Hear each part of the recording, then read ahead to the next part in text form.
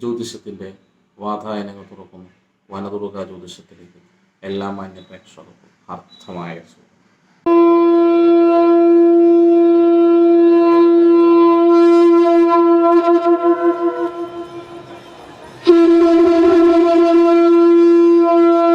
ഇന്ന് ലോകത്തിൽ ആദ്യമായി ഒരു പ്രധാനമന്ത്രി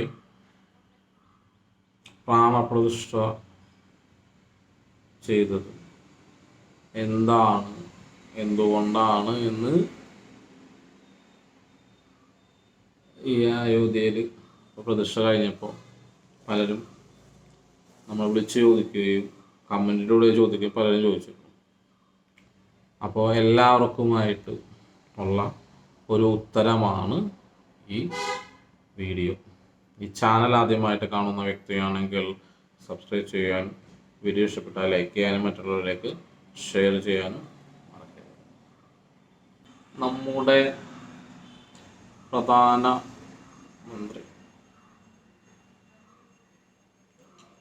ശ്രീരാമദേവനെ വർഷങ്ങൾക്കു ശേഷം 500 വർഷങ്ങൾക്കു ശേഷം പ്രാണപ്രതിഷ്ഠ ചെയ്തു. ഒരു പ്രധാനമന്ത്രി എന്തുകൊണ്ടാണ് പ്രതിഷ്ഠ ചെയ്തത്? അതിലേക്ക് വരാം. അതാണ് എല്ലാവരും വിളിച്ചു ചോദിക്കുകയും കുറേ തിരക്കായത് കൊണ്ടാണ് വൈകിയത്. എല്ലാവരും വിളിച്ചു ചോദിച്ചിരുന്ന ഒരു ചോദ്യത്തിനുള്ള ആദ്യം ഓരോ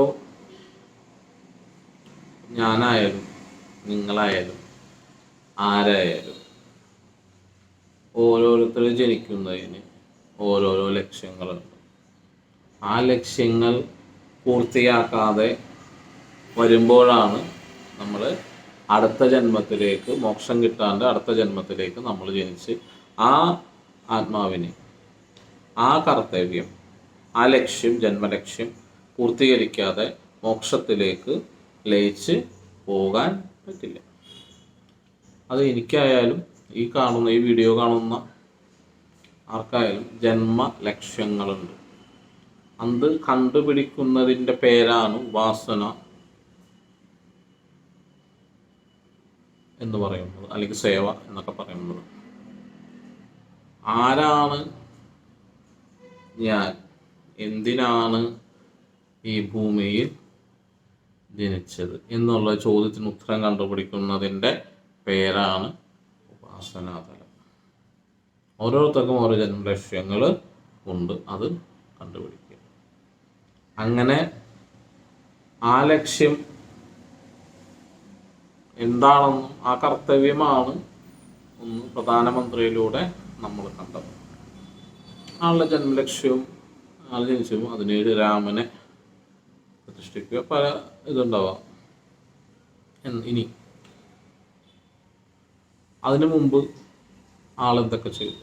നമ്മുടെ കേരളത്തിലെ തൃപ്രയാർ ക്ഷേത്രത്തിൽ വന്നു. അത് കഴിഞ്ഞ് നേരെ ശ്രീരംഗം, തമിഴ്നാട്ടിലെ തൃശ്ശൂരിലുള്ള ശ്രീരംഗപട്ടണത്ത് വന്നു. അവിടെ അമ്പലങ്ങളിൽ ജലം മാത്രം വെച്ച്, വെള്ളം മാത്രം കുടിച്ചുകൊണ്ടാണ് ഇവിടെയൊക്കെ, നോയമ്പെടുത്തുകൊണ്ടാണ് ഇവിടെയൊക്കെ ഉള്ള സഞ്ചരിച്ചിരുന്നതെന്ന് ആർക്കൊക്കെ അറിയാം. അവിടെ നിന്ന് നേരെ നമ്മൾ കണ്ടു രാമൻ്റെ ഈശ്വരൻ, രാമേശ്വരൻ. അവിടെ പോയി കടലിലിറങ്ങി പകുതി ജലത്തിൽ നിന്നുകൊണ്ട് രുദ്രാക്ഷം ജപമാല കയ്യിൽ പിടിച്ചുകൊണ്ട് ജപിച്ചു നിന്ന ഒരു പ്രധാനമന്ത്രിയെ ലോകത്തിൽ ആദ്യമായിട്ട് ഇന്ത്യ കണ്ടു, അല്ലെങ്കിൽ ലോകം മൊത്തമായിട്ടും കണ്ടു. അവിടെ നിന്ന് നേരെ പോയത് രാമൻ ലങ്കയിലേക്ക് പോയ ആ പാത, അവിടെ പൂജ ചെയ്യുന്നതും എല്ലാവരും കണ്ടു. അപ്പോൾ ഇത്രയും കാര്യങ്ങൾ 9 ദിവസത്തെ ആളുടെ വ്രതമാണ്. 10ാമത്തെ ദിവസത്തിൽ അയോധ്യയിൽ രാമനെ, കാരണം രാമൻ സഞ്ചരിച്ച വഴിയെ ആണ് ആൾ സഞ്ചരിച്ചത്. അത് ആളുടെ ഉപാസനാക്രമവും ഒക്കെയാണ്.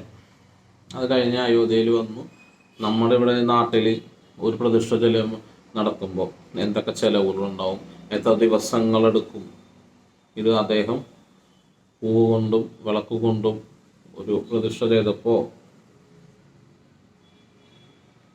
ഇവിടുത്തെ പ്രതിഷ്ഠയും അവിടുത്തെ പ്രതിഷ്ഠയും തമ്മിലുള്ള വ്യത്യാസമാണ് പറയുന്നത്. പ്രാണപ്രതിഷ്ഠ, നമ്മുടെ പ്രാണന്റെ അല്ല അവിടെ ചെയ്തത്, നമ്മുടെ പ്രാണന്റെ ഒരു അംശം കൊണ്ടാണ് പ്രതിഷ്ഠിക്കുന്നത്.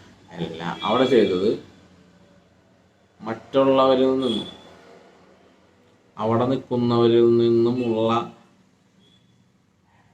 അവൻ്റെ ഉള്ളിൽ ഉറങ്ങിക്കിടക്കുന്ന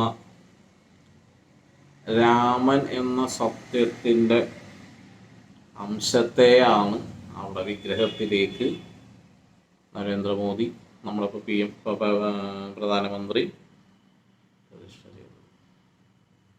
കാരണം ആള് ഒരു പ്രധാനമന്ത്രി ആയിട്ട് എല്ലാവർക്കും അറിയാം. അതിന് മുമ്പ് ആളൊരു സന്യാസിയാണ്, ആളൊരു യോഗിയാണ്. നാടും വീടും ഒക്കെ ഉപേക്ഷിച്ച് സന്യാസ ദീക്ഷ സ്വീകരിച്ച് യോഗിയായി തീർന്ന ഒരു സന്യാസി വൈദ്യനാണ് നമ്മുടെ പ്രധാനമന്ത്രി എന്ന് എത്ര പേർക്കറിയാം.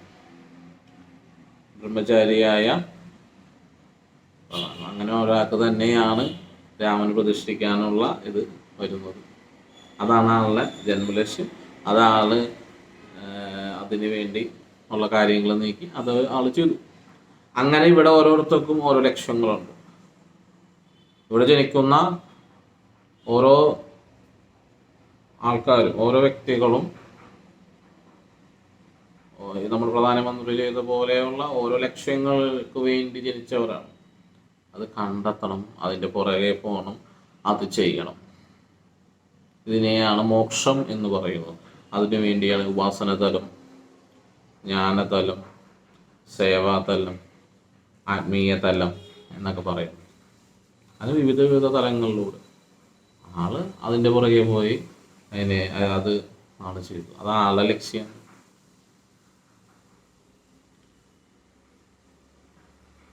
അത് ഒരു ദിവസം കൊണ്ടല്ല, വർഷങ്ങളുടെ കാത്തിരിപ്പ്. അതിനു വേണ്ടി എടുത്ത ആൾ, ബ്രഹ്മചര്യം എടുത്ത വ്യക്തി. അങ്ങനെ ഒരാള് തന്നെയാണ് അവിടെ പ്രതിഷ്ഠ ചെയ്തത്. ആള് യോഗിയാണ്, ആൾക്ക് തന്നെയാണ് അവിടെ ചെയ്യേണ്ടത്. അപ്പോൾ പ്രധാനമന്ത്രി ആയതുകൊണ്ട് ചെയ്യാൻ പറ്റില്ല, ആള് ചെയ്യുന്ന കാര്യങ്ങൾ ചെയ്യാൻ പറ്റുക എന്നൊന്നും പറയാൻ പറ്റില്ല. പിന്നെ ഒരു സന്യാസി വര്യനായതുകൊണ്ടും യോഗി ആയതുകൊണ്ടും ആൾക്ക് രാഷ്ട്ര സേവനം ചെയ്യാൻ പറ്റൂലെന്നും ഒരു ഇതിലും പറഞ്ഞിട്ടില്ല. പ്രാണപ്രതിഷ്ഠ ചെയ്തത് രാമൻ അവിടെ അയോധ്യയിൽ എവിടെയാണ് രാജാവാണ്. നമ്മുടെ ഉള്ളിൽ അത് ദൈവ അവതാരമായിട്ടാണ് നമ്മൾ കാണേണ്ടത്. രണ്ടും തമ്മിൽ വ്യത്യാസമാണ്. ആ രണ്ടിനും തമ്മിലിടയ്ക്കുള്ള ഒരു പോയിന്റാണ് അവിടെ ജീവൻ കൊടുത്തത്. നമ്മളിൽ ഓരോരുത്തരിലുമുള്ള സത്യത്തിൻ്റെ പ്രതീകത്തെയാണ് അവിടെ പ്രതിഷ്ഠ ചെയ്തത്, പ്രാണനല്ല. സ്വയം ആ വിഗ്രഹം സ്വയം ജീവൻ അല്ലെങ്കിൽ പ്രാണൻ സ്വീകരിക്കുന്ന, നമ്മൾ പ്രാണപ്രതിഷ്ഠ ചെയ്യുമ്പോൾ നമ്മുടെ പ്രാണന്റെ ഒരു അംശം അതല്ല അവിടെ ചെയ്തത്. സ്വയം അതെന്താണെന്ന് പുതിയ രാമയുഗത്തിലെ രാമതന്ത്രമാണ് അവിടെ പ്രയോഗിച്ചത്. അതിലേക്ക് ഞാൻ വിശദീകരിക്കണില്ല. സ്വയം ആ പ്രതിഷ്ഠയ്ക്ക് ജീവൻ വയ്ക്കുന്ന രീതിയിലുള്ള പുതിയൊരു രാമതന്ത്രമാണ് അവിടെ ചെയ്തത്.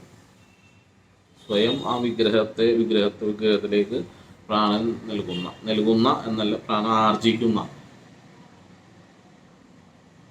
രീതിയിലാണ് അവിടെ ചെയ്തത്. അപ്പോൾ എന്തിനു ചെയ്തു എന്ന്, എന്താണ് പ്രധാനമന്ത്രി അതിൻ്റെ പുറകെ നടന്ന് ലോകത്തിലെ ആദ്യമായി ഒരു പ്രതിഷ്ഠ ചെയ്തതെന്ന് എല്ലാവർക്കും മനസ്സിലായെന്ന് വിചാരിക്കുന്നു. ഇതിലെന്തെങ്കിലും സംശയങ്ങളുണ്ടെങ്കിൽ കമൻറ്റ് ബോക്സിലോ വാട്സപ്പിലോ കമൻ്റായിട്ട് അയച്ച് ഫ്രീ ആവുന്ന സമയത്ത് അതിനുള്ള മറുപടി തരാം. എല്ലാവർക്കും നന്ദി.